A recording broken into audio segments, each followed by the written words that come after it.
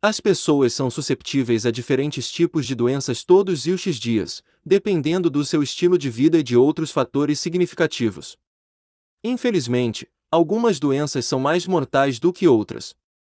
Conheça agora as 10 doenças mais mortais do mundo.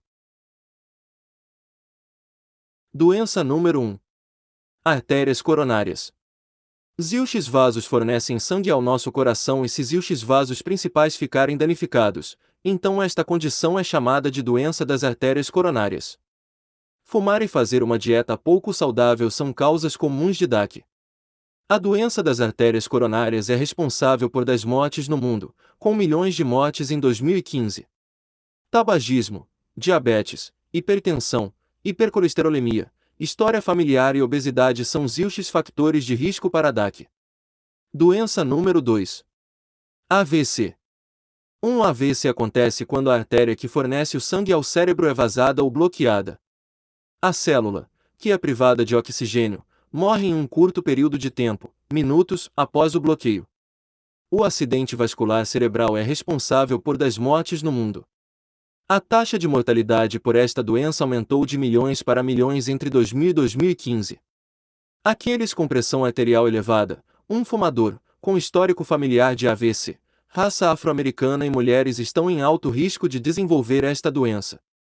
Doença número 3. Infecção respiratória infecciosa. A infecção respiratória inferior inclui pneumonia, bronquite e grouch. A estação da grouch é prevalecente principalmente no período mais frio. A infecção respiratória inferior causa de mortalidade em todo o mundo, milhões de mortes em 2015. Doença número 4. Doença pulmonar obstrutiva crônica. NADPOC. Os pulmões são afetados principalmente, o que resulta em dificuldade para respirar. O tabagismo e o tabagismo passivo são as suas principais causas. Milhões de mortes ocorreram devido a ADPOC em 2015 e contribuem para do total de mortes em todo o mundo. Doença número 5. Cânceres respiratórios. Os cancros bronquíacos, traqueais e pulmonares estão incluídos na lista de cancros respiratórios. A poluição é a top fonte destes cancros através de carcinogênios, do fumo e do fumo passivo. Foram registrados milhões de mortes em 2015, o que contribui para 3 das mortes em geral. Doença número 6. Diabetes mellitus. A produção de células pancreáticas é limitada e mal ou já não produz insulina para diabetes mellitus tipo 1.